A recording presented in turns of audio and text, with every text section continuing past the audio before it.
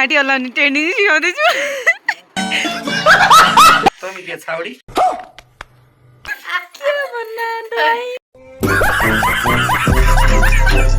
चर्या बुहारीको डाँगे बोल्दैछु म आगे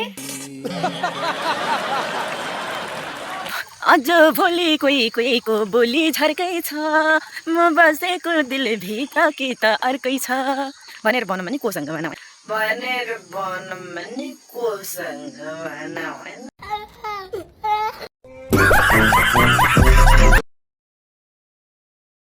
हेलो गाइस सबैजनालाई दर्शक नमस्कार आरामै हुनुहुन्छ होला यो चाहिँ बिहानको समय 5 बजे होइन अब सुटिङ जानको लागि चाहिँ म तयारी भएको छु आज यस्तो बाक्लो लुगा लगाएको छु किन भन्दाखेरि पानी परिरहेको छ जाडो छ अनि त्यसैले चाहिँ बाक्लो लुगा लगाएर अब सुटिङको लागि जाँदैछु ऊ यता जुत्ता लाउन रेडी पारेर राखेको थिएँ मोबाइल फेरि भित्रै छुटेछ त्यसपछि भित्र फेरि मोबाइल लाउनु गएको अब चाहिँ लाग्यो है गाडी आउने थियो मलाई आशा आएन गाडी भएन निराशा भन्दै थिएँ गाडी आइपुग्यो है ऊ त्यो आउन त आयो तर कता जाने गाडी आयो भन्ने भन्दैछु यो चाहिँ चक्रपथ होइन चाबी जाने गाडी आयो कि क्या हो स्टे गोड छ क्या ठिकै छ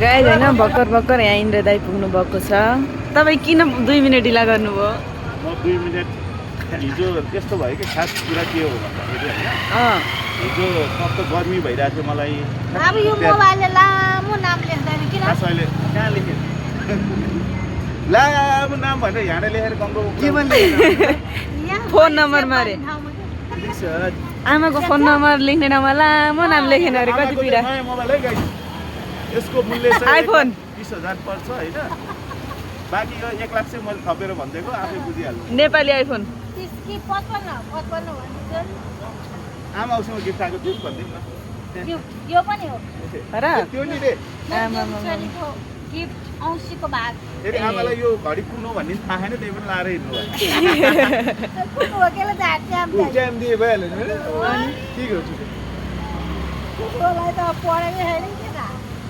लामो नाम भएन फाइनली हामी गाडी चढिसकेका छौँ नमस्कार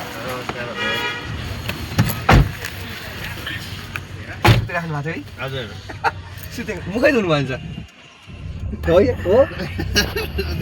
सुतिरहनु भएको फोन गर्दाखेरि बिहानको निन्द्रा मिठो हामी सुटिङ घरमा पुग्यौँ है पुग्दैछौँ अनि यो हाम्रो सुटिङ घर पारी हेर्नुहोस् त जताततै हरियाली जङ्गल कस्तो रमाइलो है अनि अब हामी ट्याक्कै घरमा पुगेर मेकअप गरेर लुगा लाएर रेडी हुन्छौँ अरू आउँदै हुनुहुन्छ आमा ऊ त्यहाँबाट आउँदै हुनुहुन्छ यही हो घर यो ढोका प्याङ्ग खोल्नु पर्यो भित्र जानु पर्यो अब लुगा सुगा चेन्ज गर्नु पर्यो कुरो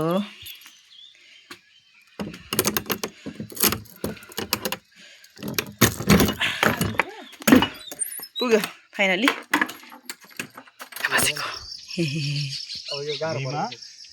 के भयो त्यहाँ जङ्गल कस्तो हरियाली छ होइन आमा एकदम शीतल छ यहाँ त नि के भयो ऊ नेपाली ब्रो रिमा के भयो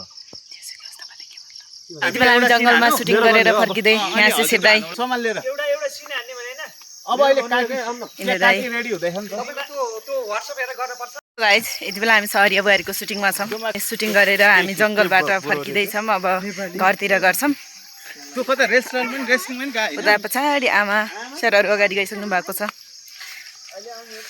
हाम्रो इन्द्र दाई आफ्नै दुनियाँमा हुनुहुन्छ म आफ्नै दुनियाँमा छु होइन यति बेला चाहिँ हामी 2-3वटा सिन सकेर चाहिँ घरतिर फर्किँदैछौँ अब घरको सिन गर्नुपर्छ यहाँ चाहिँ काका काकीहरू पनि आइसक्नु भएको छ घरमा यहाँ पारि जङ्गल चाहिँ एकदम रमाइलो छ क्या हरियाली छ अहिले त यहाँ मकै पनि ठुलो भइसक्यो होइन अनि खेत रोप्ने समय पनि हो यो समय यहाँ चाहिँ खेत रहेनछ खेत नभए पनि नमस्कार ठुल्दाई धेरै दिनपछि भेट भयो त हाम्रो। अब त्यस्तै हो। कति भयो 2 महिना? 2 महिना भेट हुँदैछ। 2 महिनापछि ठुल्दैसँग भेट भइरहेछ। हजुर नमस्कार हजुर। यता आमा सबै हुनुहुन्छ। लोड्याइ छोरा यहाँभित्र ठुली भाउजू रे के ठुली भाउजू साडी लाउँदैछन् रे। भाउजू नमस्कार। म त साडी लाउँदैछु नमस्कार। लुगा भइगयो नि त यहाँ धन्नै बाबै ए सबै कुरा छोप्न राख्दै।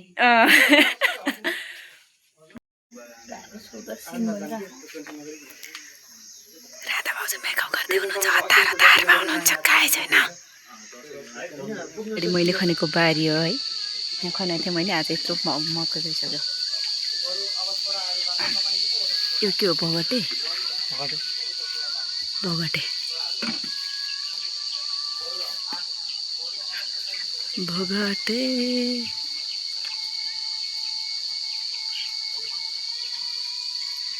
तपाईँहरू कहाँबाट हेर्दै हुनुहुन्छ हाम्रो सहरिया श्रील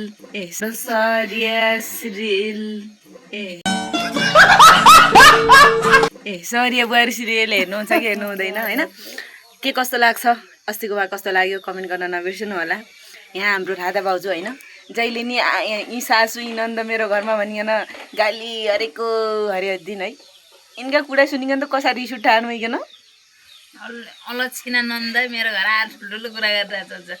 खाना पाएको छ नि त यत्रो पेटभरि यत्रो थालमा पेटभरि। यी मान्छे त खासै निकै होइन लागि र त्यसरी झिक्कै खाए पनि म यसो हुनेछ कि मोटो तमी जसै हुनेछ रागे तमी हेर त यो मोटी भइकन यही छौ खाने भने मैले मात्रै हो मिठो मसिनो। हेर यी हाम्री राधा भाउजू खाइकन मोटाइकन उठ्न नसकिने यसरी सुतिराख्नुहुन्छ।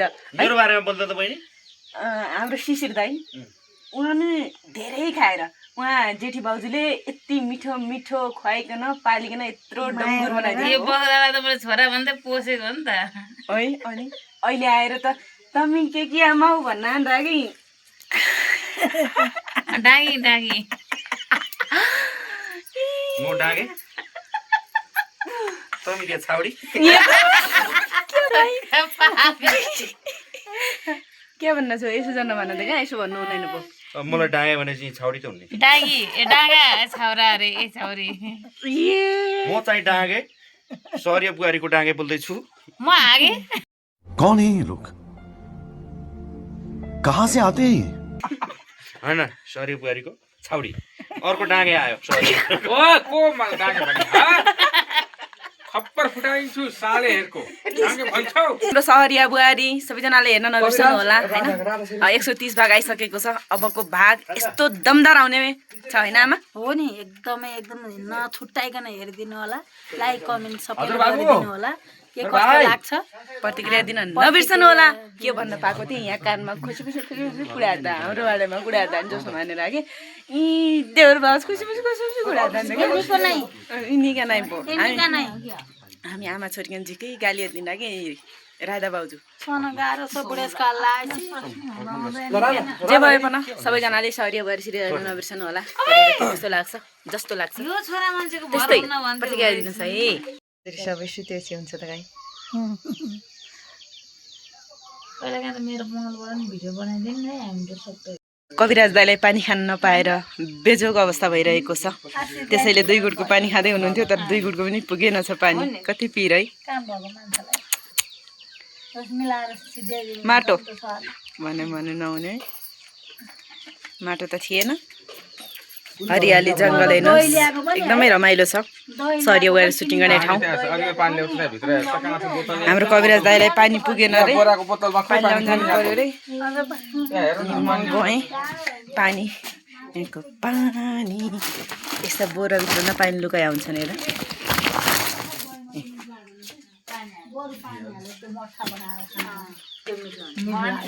बोराभित्र नपानी लुकाइ हुन्छन् यहाँका। लिनु दादा पानी खानुहोस्। फिरजमा हालेको पानी खाइँदैछ। फिरजमा हो नेपाली फिरजमा। यो हाम्रो नेपाली फिरजमा हालेको माटोको घैँटामा हालेको बहुत चिसो। यस्तो बरफ भन्दा पनि चिसो बिना लाइन यस्तो पानी खाइँदैछ। बिना लाइनको चिसो पानी कति निको पटको 70 किलोबाट 80 किलो पुगिन्छ अब यसरी पानी खाने फिरजको पानी म नि खाने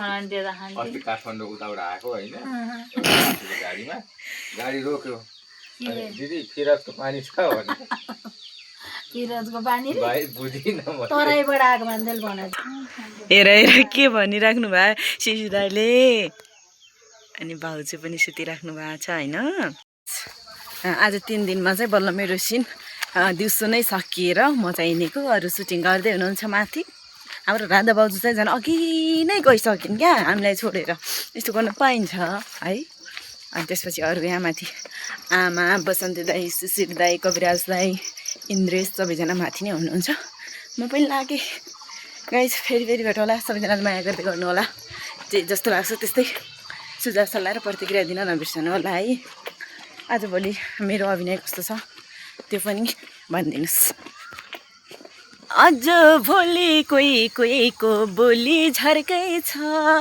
म बसेको दिलभित्र कि त अर्कै छ भनेर भनौँ भने कोसँग भनौँ होइन सहरिया बुहारीको सुटिङ गरेर चाहिँ म फर्किँदैछु अब 2-4 मिनट हिँडौँ कि एक्सर्साइज गरौँ भनेर चाहिँ हिँड्दैछु होइन अनि यता चाहिँ हरियाली जङ्गलै जङ्गल छ होइन यो जङ्गल देख्दाखेरि आफ्नै गाउँको एकदमै याद आउँछ यति बेला चाहिँ अब खासमा भन्नुपर्दाखेरि अब खेत रोप्ने सिजन हो नि त अनि खेत रोप्ने बेला चाहिँ पारी यो समयमा चिउरा भन्ने हुन्छन् हाम्रा गाउँमा त क्या चिउरा पाक्या हुन्छन् बनाउन अनि चिउरा खाने गोठालो जाने खेत रोप्ते अझ सिउता सल्लाह सिउता झड्याउन नि त क्या रोपाइ जाने बेला छकालो जाने बेला नि सलिकुसनो रड्दै जाने सिउता खोज्दै जाने रोपाइरी बात आउने बेला पनि सिउता टिप्दै खाँदै अनि बाटोमा कठैदैनौ